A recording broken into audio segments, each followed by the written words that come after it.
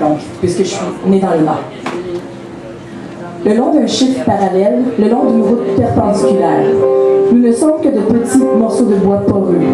Nous baignons dans notre sang de brins de scie, des pâtes à modeler, des individus à réinventer.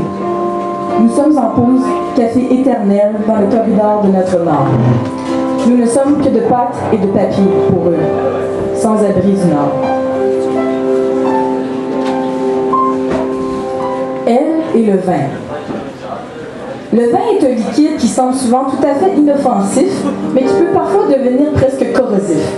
C'est toujours de la faute du vin, ce liquide masculin et mesquin, qui repose dans le corps d'une bouteille, femme immobile, à la fois forte et fragile. Elle s'empare de cette femme pour finalement boire l'homme qui s'y retrouvait.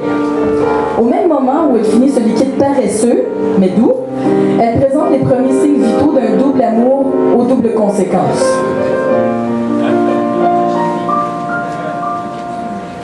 Poésie s'écrit sur la langue gelée de ceux qui ont laissé leurs petites mains mécaniques agripper les poteaux de métal élastique comme du béton, pour y laisser les vestiges de leur langue française. Poésie s'écrit au creux de ceux qui ont porté des couches faites de levées de lueurs boréales et de couchers de soleil embrassant le corps pergélisol de la terre.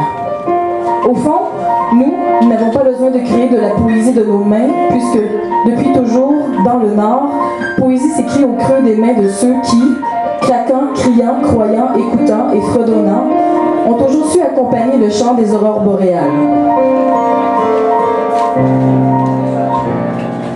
Tu as laissé les parfums de ton corps de poète sur mon oreiller qui soude mes rêves, qui me boutent dans la nuit. Je tente de les enfiler dans mon cœur comme des petites perles précieuses endormies dans mes rêves d'enfant. Mais, suite à ton départ, des mots se sont formés sur mon oreiller alors que je voulais que ce soit toi qui viennes l'habiter. Et que tu te blottisses contre mes fleurs de poèmes, bonnes maintenant pour la poubelle. Quand tu baises mon pays fleur de lysée, tu joues au quilles avec mon tri. Quand tu te tortilles avec mon tri, mon cœur de fleur délaissé te dit bye bye, bon débarras.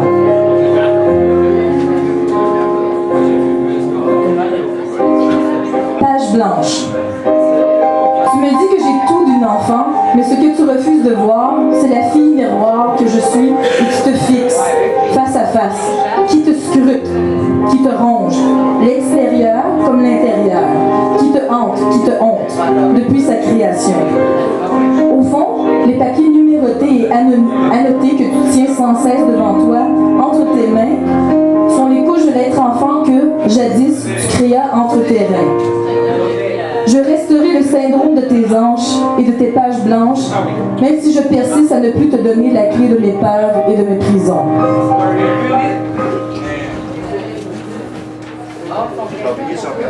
Je voudrais maintenant jeter mon collier coquillage que j'ai recollé comme ma vie en fragments dans l'océan de ton corps, pour que tu puisses t'imprégner de mes douleurs et couleurs, mais aussi de mes béatitudes boréales.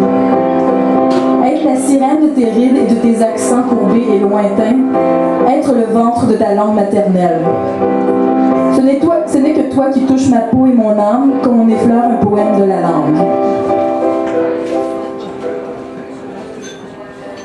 Peur humaine.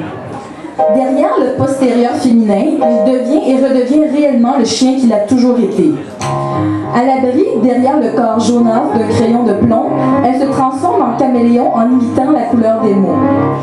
Derrière la robe de chambre rouge de sa guitare, elle cache sa propre musique au creux du nœud de son cœur. De l'autre côté du miroir de son micro de radio, il adopte une voix grave et sévère à la couleur vipère d'une pension alimentaire. Sous les draps des bras de son amant, elle n'est qu'enfant et numéro de téléphone. À travers tes mots de soleil glacé, devenus flocons, elle continue de laisser bercer sa vie par les belles nuits d'été d'autrefois. Derrière tes allures de jeune garçon, elle redevient ce qu'autrefois elle fut.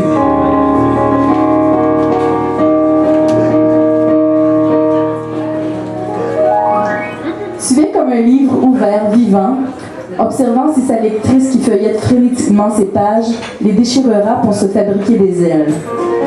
Pourtant, elle reste dans ton nid et elle se nourrit de tes mots teintés de soleil pour les avaler tel un loup-garou assoiffé. Car l'humanité lui est étrangère, mais le connu se retrouve dans le paysage de tes yeux, de tes aveux sans pleurs. Toi, tu te camoufles à travers ses yeux marrons, noisettes et ronds, tel un caméléon narquois.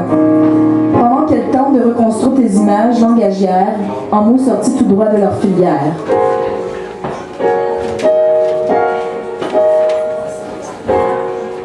C'est tout. Merci.